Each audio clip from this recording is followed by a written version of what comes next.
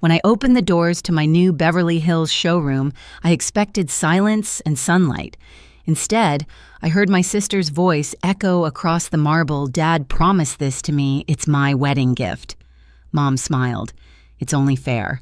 They were standing in the space I'd built from 15 years of work planning a wedding that wasn't mine in a place I owned. I didn't shout. I just smiled because they had no idea what I'd already prepared. Before I tell you what happened next, ask yourself this.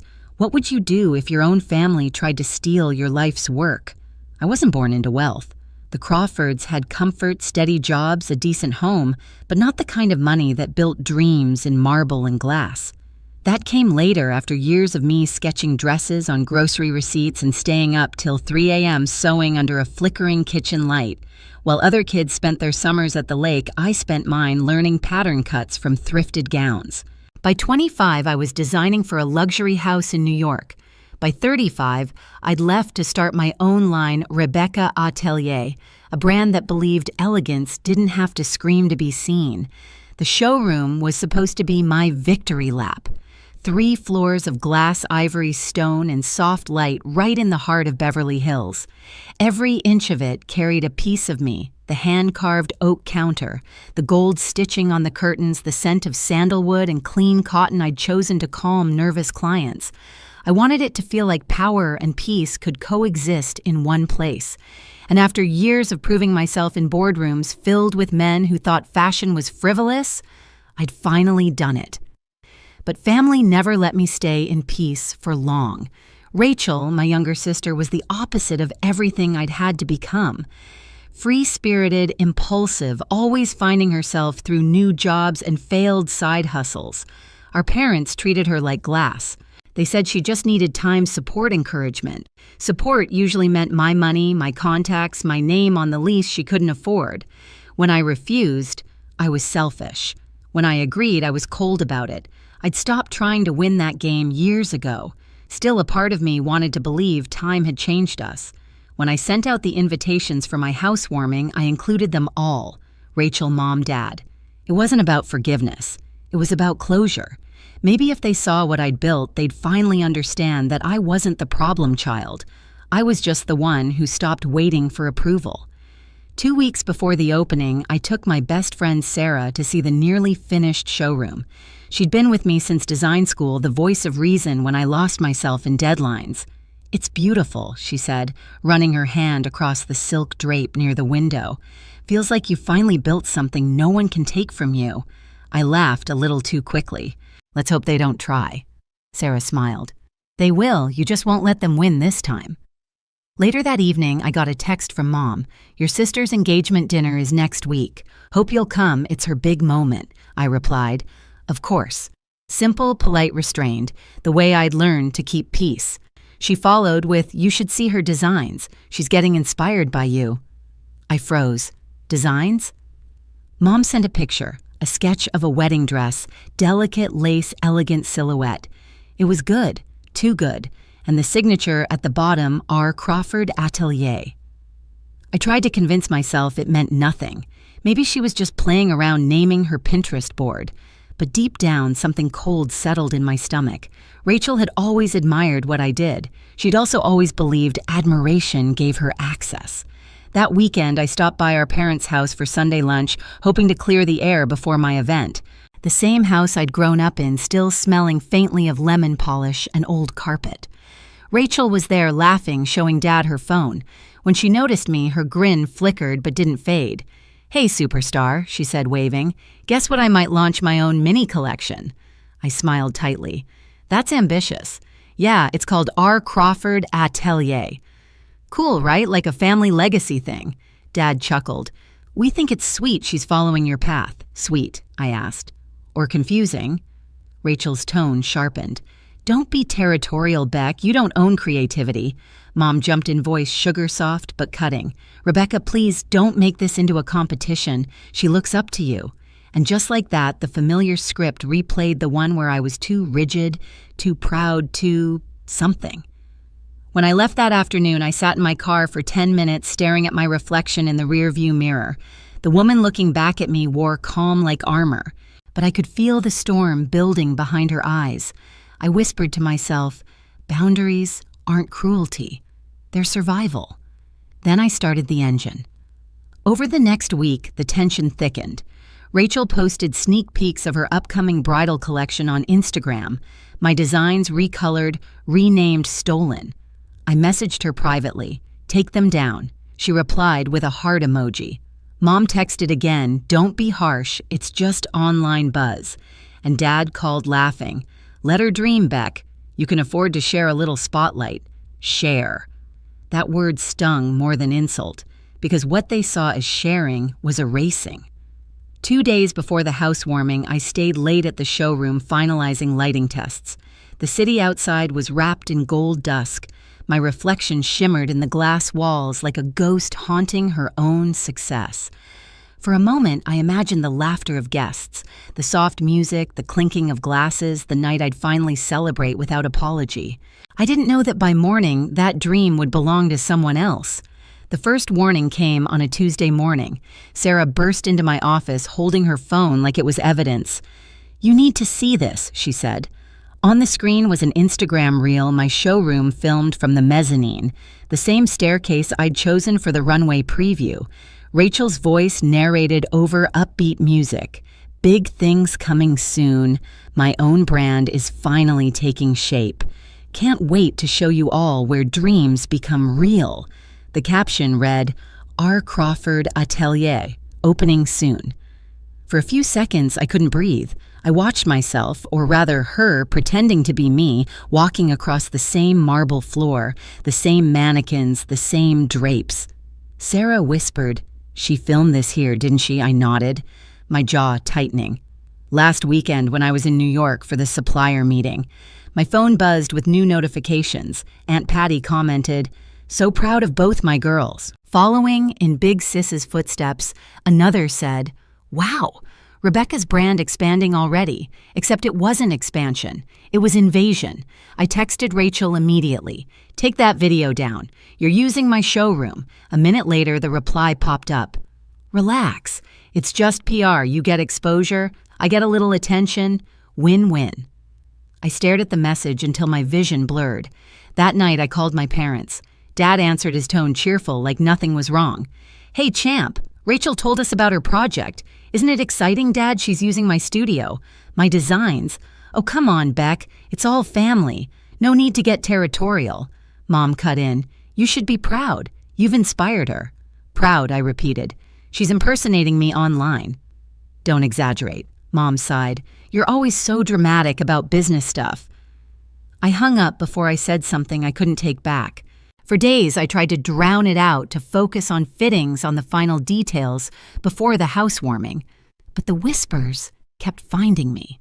A client emailed, "Are you launching a bridal line?" A supplier asked. Should we redirect shipments to Rachel's address? Every message tightened the noose. On Friday, I found an envelope on my desk, no stamp just slid under the door. Inside was a printed proposal joint venture agreement. Rebecca Atelier K.R. Crawford Atelier. My name was there. My signature, too. Except it wasn't mine. I sank into the chair, the air gone from my lungs. I ran my finger along the forged signature, perfect strokes, practiced loops. Someone had taken their time. Sarah whispered, "She didn't just want attention. She's setting up something bigger." And I knew she was right. That evening, I drove to my parents' house. The sky was bruised purple, the kind of dusk that makes every streetlight feel colder. Rachel was there, curled on the couch, scrolling her phone. My parents sat nearby, pretending to watch TV. When I walked in, Rachel looked up, her smile tight. "You've been ignoring me." "I've been busy," I said flatly. "Busy undoing your mess." She rolled her eyes. "Don't be so dramatic. The paperwork was just a mock-up for investors, with my forged signature." She shrugged. "Technicalities." Dad's voice cut through the room, deep and measured. "Girls, this is not worth fighting over. Rachel's just trying to start her future. You've had yours." That sentence hit like a slap. "You think success is a pie I took too much of?" I asked. Mom said softly, "Your sister's getting married, Rebecca. She needs stability." I laughed sharp bitter. "So stability means stealing mine." Rachel stood up defiant. "You've always made everything about you. You got the career, the house, the name. You can't let me have one thing." "One thing," I said quietly. "That one thing is my life's work." She crossed her arms. "Then maybe you shouldn't have built it, where everyone could see it." The silence that followed was unbearable. I left before the tears could show. Outside, the night air hit my face cold and metallic. I could hear my mother's muffled voice through the door, "She'll calm down." But they didn't understand. This wasn't rage. This was clarity. I finally saw them as they were a family that only loved me when I was useful. The next morning, I found Sarah waiting at the showroom. She'd already changed the locks. "You need boundaries, not apologies," she said simply. I nodded, still shaken. "Boundaries I can enforce." She smiled faintly. "Then start there." I walked through the showroom, running my hand along the marble counter. Everything smelled of lavender polish and fabric glue, my scent, my mark. Rachel wanted to claim this as her wedding gift, her stepping stone, but I had something stronger than sentiment. I had proof, and I was done staying quiet. The day before the housewarming, I drove to the showroom early. The air outside was sharp, the kind that makes every sound echo harder. From the parking lot, I could already hear voices inside, laughter, clinking glass, the soft hum of music. For a moment, I thought Sarah had arrived early with the event team. But when I opened the doors, the scent of fresh roses and champagne hit me first, followed by a voice that made my stomach drop. Rachel's. "White orchids across the main hall," she said, pointing toward the railing. "And the runway lights should be dimmer. We want something soft, romantic." I froze in the doorway. My own sister stood in the middle of my showroom wearing a pastel blazer, clipboard in hand, her wedding planner beside her, taking notes like this was her venue. My parents stood near the fitting room area, chatting with the caterer. "Rachel," I said quietly. She turned bright smile eyes sparkling. "Oh, you're early. What are you doing here?" She laughed softly like I'd asked the silliest question. "Final walkthrough. Mom and Dad told you, right?" My voice tightened. "Told me what? That this place?" She gestured around the chandeliers. "The ivory drapes, the marble floor still shining from yesterday's polish is my wedding gift." Dad cleared his throat. Mom added gently, "It's only fair, Rebecca. You're always traveling barely here. This space is perfect for her to start her life." For a long moment, I couldn't move. It was like the air had turned thick, too heavy to breathe. I looked at each of them, my family standing in the space I built, deciding its fate without me. "This isn't a gift," I said finally, voice calm but cold. "It's my property. Every bill, every permit, every inch of this place was built with my name on it." Rachel crossed her arms, tilting her head in that old, pitying way she used to when we were kids. "You don't need it, Beck. You live alone. You already have everything. Why not let someone else have a chance for once?" "A chance," I repeated. "You mean my life's work?" Dad sighed, stepping closer. "Don't make this ugly. We're doing this for family. Rachel's wedding is a new beginning, and you're stable enough to start over. That's what family does, shares." I let out a small, humorless laugh. "Shares? That's what you call taking what doesn't belong to you," Rachel frowned, her voice rising. "You're being dramatic. You don't even understand how important this is to me. Connor and I cut her off. "Connor doesn't get to live in a showroom I designed with my blood and sweat." Her expression hardened. "You think you're better than everyone. Always have." Mom stepped forward, her voice sharp beneath the sweetness. "Rebecca, please stop this. You're ruining what should be a happy day." I stared at her, at the woman who'd once punished me for a dress Rachel lost. It was all the same story, just with higher stakes. Without another word, I walked to the side table, opened my laptop, and pulled up the ownership documents. My hands didn't shake. I turned the screen toward them. "See this? Every permit, every payment, every design registered under my name. No co-owner, no transfer." Dad's voice dropped low and stern. "You can't do this to your sister." I looked straight at him. "I'm not the one doing anything." The silence that followed was the kind that rearranges everything like the first crack in glass before it shatters. Rachel's voice broke through it, trembling but full of venom. "You're heartless. I just wanted to start something beautiful, and you turned it into a war." I didn't respond. Instead, I reached for my phone and dialed Alex, my lawyer. Hi, it's Rebecca. Send me all the property files and brand certificates. I want printed copies by tonight, and call the security team. Change every lock, every passcode. Effective immediately. Dad's face went red. You're crossing a line. I turned toward the door, my tone steady. The line was crossed when you decided I didn't deserve to keep what I built. No one moved. I stepped aside, gesturing toward the exit. You have 10 minutes to leave. After that, I'll consider it trespassing. Rachel's lips parted, stunned. Mom started to cry, whispering something about family, about forgiveness. But I didn't listen. I'd heard those words too many times before, always used to excuse what they took. They left slowly, one by one.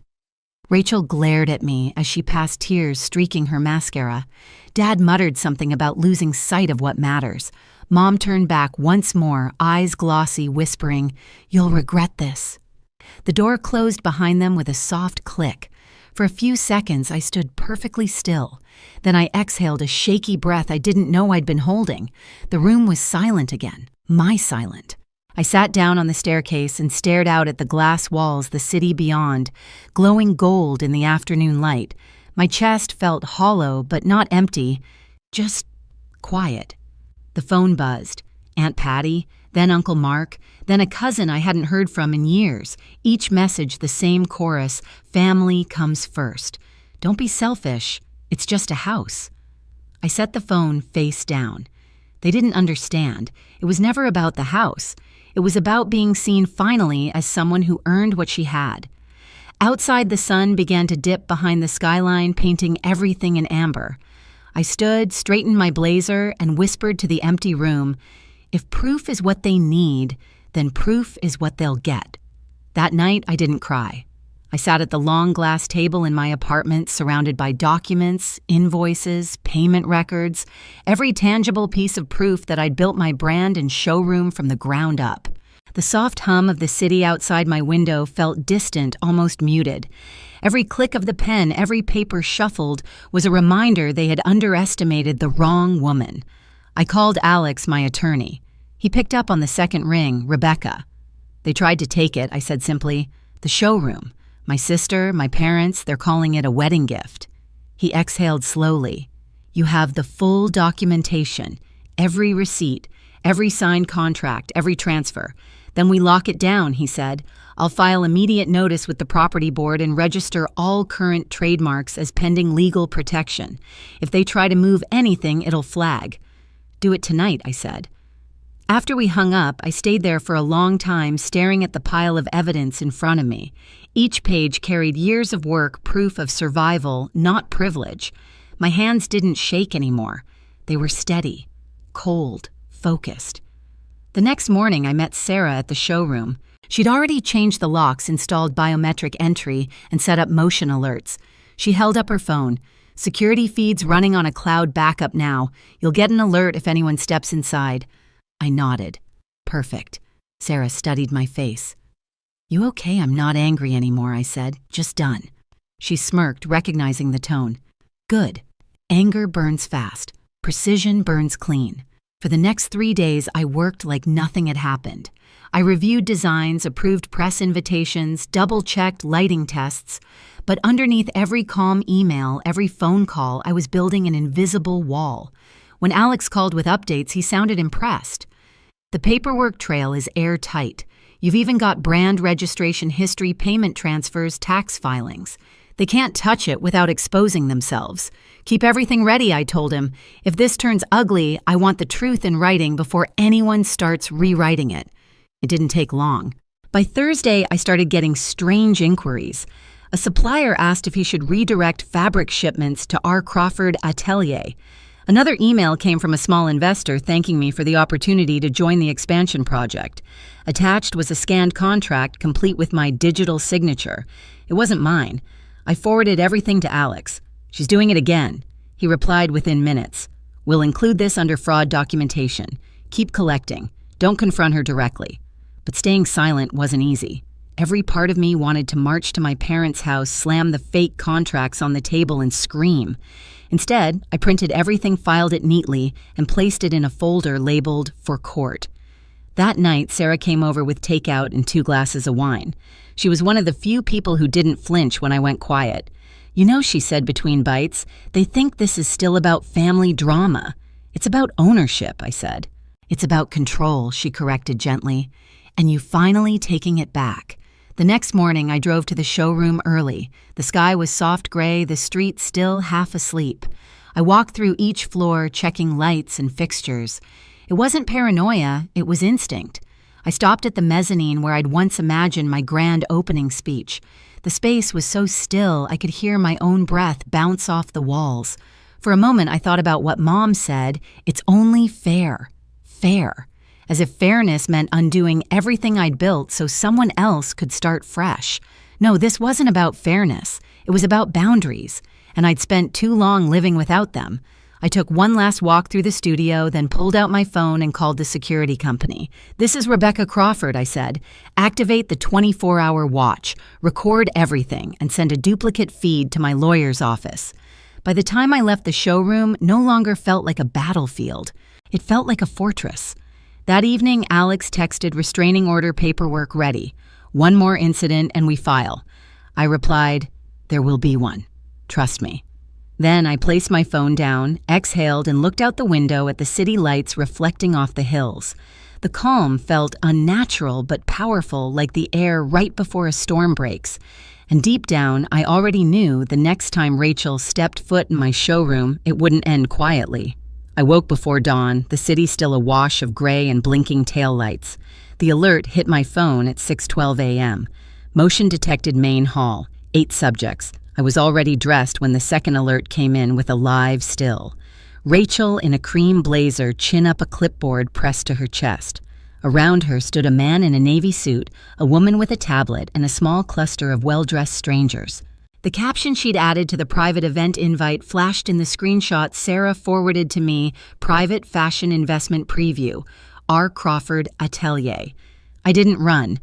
I drove with both hands on the wheel, steady, listening to the hum of the engine like a metronome, keeping me from shaking apart. The security feed rolled on my dash screen, Rachel pacing the marble like a host, the group trailing her filming, nodding. She gestured toward the skylight, the mezzanine, the gold-stitched curtains, as if pointing to rooms in a childhood home. "Design is legacy," she was saying, voice bright. "Our first expansion will feature 3 locations. Early investors receive premium placement on our launch list. I smiled at the glass, humorless and small, the kind of smile that warns a storm is about to arrive. I parked a block away, took the folder from the passenger seat, and walked the rest of the distance with my heels hitting the pavement in even clicks. By the time I reached the door, I could hear applause drifting from the mezzanine. I keyed in the lock, accepting my print. The room smelled of lilies and new fabric, that clean electric scent of possibility. 8 heads turned as the doors closed softly behind me. Rachel's face flickered. Then she recovered. "There she is," she said, spreading her arms like we were partners on a stage. "Everyone meet Rebecca, my sister, the inspiration behind our brand." "Not our brand," I said. The man in navy extended a hand, half hesitant. "We were told this is a pre-launch walkthrough. It is..." Rachel cut in too fast. "A family venture." "We're let her finish, the woman with the tablet," said, eyes narrowing as she studied me. I stepped forward slowly, heels whispering over the marble, and rested the folder on the display table. The morning before my housewarming, I said voice. Even I found my sister standing in my showroom.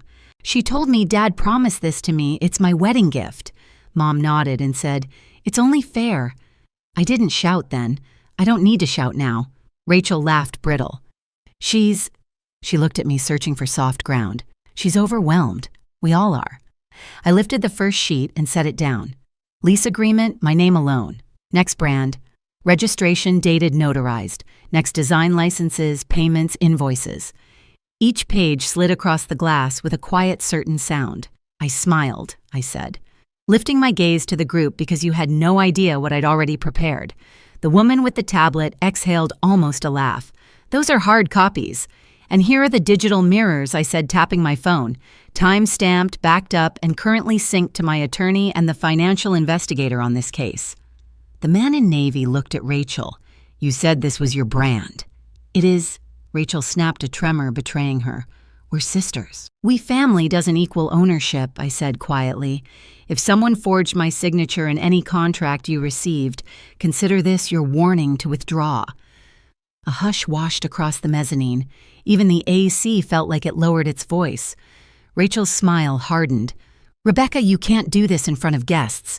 You did this in front of guests, I said. She took a step toward me, chin angling up like it used to when we were children, and she wanted the last piece of cake. You have the career, you have the showroom, you have the name. Are you really going to deny me a chance at one day that feels like mine? I looked at her. Not around her, not past her the way I always had to avoid the guilt in her eyes, but right at her. You didn't ask for a day. You brought a crowd to a life you didn't build. Don't be cruel, she said, voice breaking.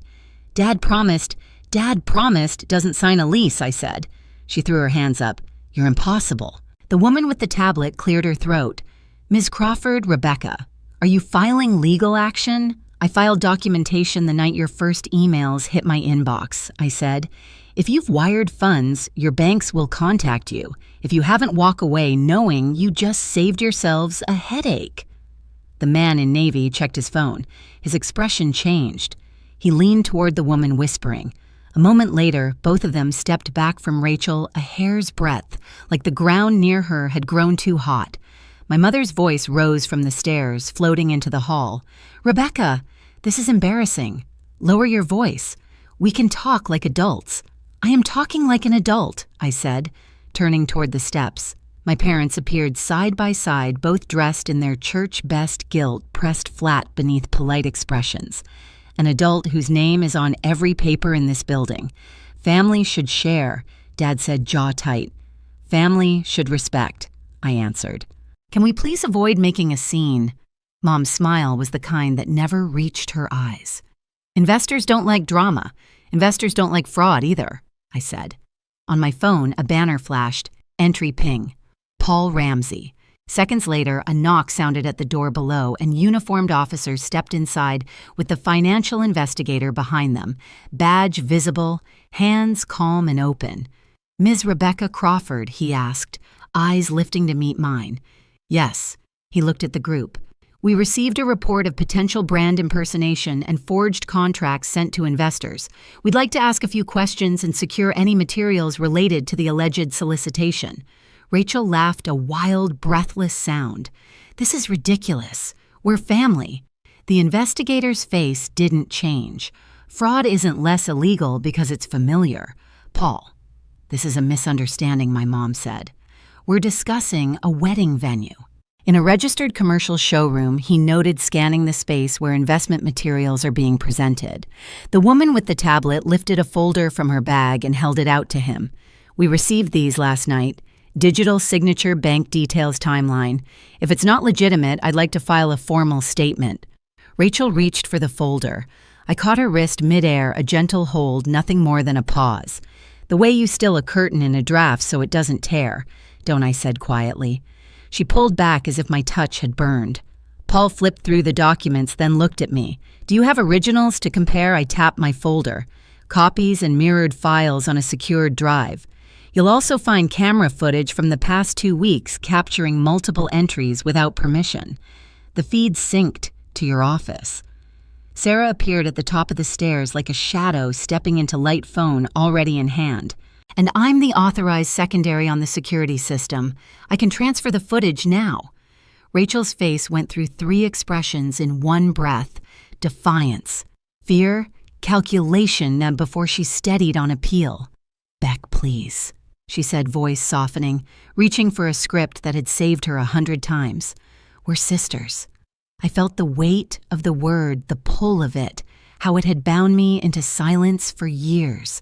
I remembered the vintage dress I'd been punished for losing when I was 15, the late-night transfers to help cover her rent, the way Mom would whisper, "Don't make her feel small." I remembered all the times I'd swallowed my own voice to keep the peace. I know, I said. I know exactly what we are. The man in navy checked his phone again and looked at Rachel, then at me. I'll be withdrawing my interest, he said, voice crisp. The woman with the tablet nodded, already drafting an email. One by one, the others edged away, polite murmurs, averted eyes, the kind of quiet that only shows up when truth tilts the room. The lilies smelled sharper all of a sudden, like sweetness had curdled. "Everyone, this is unnecessary," Dad said, voice rising. "You're ruining your sister's future." "She tried to start it with my name," I said. "That's not a future, that's theft." Paul nodded to one of the officers who positioned himself at the base of the stairs. "Ms. Rachel Crawford, I'll need you to come with us to answer some questions at the precinct." Rachel's mouth opened, then shut. She looked at Mom, then Dad, for a foothold that wasn't there. Mom reached for her hand. Dad didn't move. My sister's eyes met mine, glassy. "You could have talked to me." "I did," I said. "You told me it was PR." She looked away. "You'll regret this." "Maybe I said, but not today." The officers guided her toward the door. As she passed, she stopped in front of the table where the papers lay and glanced down at the pages, the signatures, the dates. For the first time that morning, she looked small. Their faces turned pale. The door closed behind them with a firm, final sound. The group dispersed in twos and threes, whispering shoes clicking on marble. Paul stayed reviewing a few more details with Sarah and me process chain of custody, who would contact whom next. It was all so calm, almost boring in its neatness. Mom lingered at the bottom of the stairs, hands folded, eyes shining with a fury she tried to disguise as concern. "There were other ways," she said. "You didn't have to humiliate us." "I didn't humiliate you," I said. "You did that the moment you walked into my place and treated it like a prize table." Dad finally spoke, voice tight as a knot. "You always think you're better." "No," I said. "I think I'm finished apologizing for being competent." They left without hugging me, without touching anything. The lilies kept standing tall in their vases like they hadn't just witnessed a family fracture. Up on the mezzanine, I gathered the papers back into a neat stack. My hands remembered every line, every signature, like reading an old map of a place I'd built with my own feet. Sarah stepped beside me and bumped her shoulder lightly against mine. "You okay?" "I'm steady," I said. And I was. Not calm exactly, not happy, just steady like a building that's already survived its first quake. Downstairs, a single light flickered as the system recalibrated after the door had opened and closed so many times. I watched the reflection of the city move along the glass, a slow ribbon of brightness that didn't ask permission to exist. Before we locked up, I walked to the center of the room and looked up at the skylight. It was the same view I'd shown 100 clients' skylight possibility. For years, I'd told women to claim the space they took up, to stop shrinking to make others comfortable. Today, I'd finally listened to my own advice. "Let's send the full packet to Alex," I said. "And then, let's get back to work." Sarah nodded. "We still have a housewarming." "Yes," I said, allowing myself the smallest smile. "We do." 6 months later, the skylight over my showroom glowed with winter light. The housewarming never happened, but something better took its place. A relaunch. Cameras flashed, guests drifted through with glasses of champagne, and a new banner hung above the entrance. Rebecca Atelier Reclaimed. Reimagined. People thought the name was poetic. I knew it was literal. Rachel had taken a plea deal. Fraud, forgery, false representation, 3 years probation, community service restitution. My parents had been fined for signing false guarantor papers. The tabloids had chewed on the story for weeks. Sister steals fashion empire from her own bloodline. It was messy, humiliating, and for the first time in my life, I didn't feel the urge to fix it. Sometimes silence is the cleanest kind of closure. The day she was sentenced, a letter arrived. It was handwritten, folded twice, smudged at the edges. "Beck, I don't expect you to forgive me. I just hope my daughter grows up knowing the woman who finally stopped the cycle. You didn't destroy the family. You saved what was left of it. Rachel." I kept the letter in my desk drawer beside the first design sketch I ever drew. Not to mourn, to remember. Mom called once after that. Dad didn't. I didn't block the number, but I didn't answer either. Some bridges don't need to burn. They just crumble quietly when you stop walking across them. Sarah and I stood by the mezzanine railing, watching the new collection glimmer under the spotlights. The crowd below looked up at the displays like they were something sacred. "Feels different," Sarah said. "Lighter." "It should," I said. "No ghosts left." She smiled. "And no uninvited guests." We laughed soft, easy, the kind of laugh that doesn't hide pain anymore. As the evening faded, I stepped outside. The Beverly Hills air was crisp, carrying the faint hum of traffic and distant music. Through the glass behind me, my name glowed in gold across the wall, Rebecca. Not a family heirloom, not a shared dream, mine. I thought about that day months ago when my mother said, "You'll regret this." She was wrong. Regret is what happens when you stay silent. I chose something else, peace. I used to think loyalty meant forgiveness, that keeping the family together mattered more than keeping myself whole. But I learned something in that showroom silence doesn't heal betrayal, it feeds it. When I stood there surrounded by the people who once called my success selfish, I realized the truth: boundaries aren't walls. They're doors that only open for those who deserve to walk through. Now, every time I unlock that glass door, I remember peace isn't something you beg for. It's something you defend. So if you've ever had to protect what you built from strangers or from your own family, I want to hear your story. Tell me in the comments, would you have done the same? And don't forget to subscribe, because the next story, it might just remind you how strong you really are.